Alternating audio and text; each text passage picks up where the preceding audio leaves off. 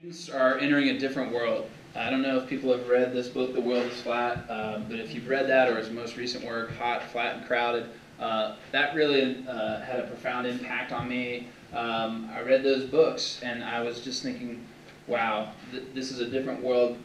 Increased globalization, just students will be competing with people from other parts of the world, and so students need a new skill set. And then I read this book, The Global Achievement Gap, written by Professor Harvard, who I've interacted with some, and his argument here is our schools don't need to be reformed, they need to be reinvented. It's an obsolete model.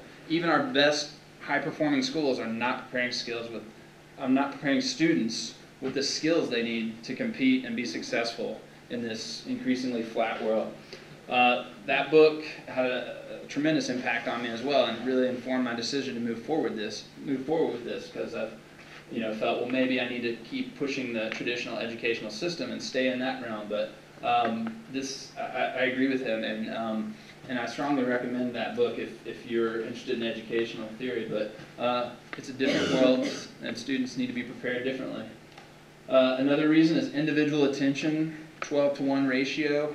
Not only does that increase academic interaction, but also the developmental piece, relationship building, community building. I can confidently teach a class of 32 students, but I also know that I can go a lot deeper and interact a lot more with a smaller ratio. So that's another reason. Boys and girls, we're not going to debate or argue the differences, but we believe boys and girls can learn the same things, but we do believe they learn differently. And so we want to address that need. Unique partnerships, Riverlink, Mondamin, Global Kids Academy is a school based in Japan, and I work with their director. She's in some of my classes, and we've talked about establishing partnerships with them as far as doing exchange. American Canoe Association is kind of the governing body of canoeing, and that has to do more with our outdoor education curriculum.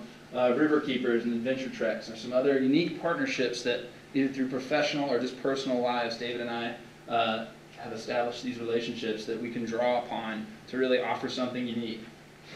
Outdoor education, we feel that by having some sort of ski and snowboard activities or canoeing skills, all these things are on one hand fun, but they also have a purpose for putting students safely on the river and completing a lot of these field study activities that we want to do. So we're going to offer this outdoor education program. One last thing on outdoor. I'm sorry, I'll say that for later.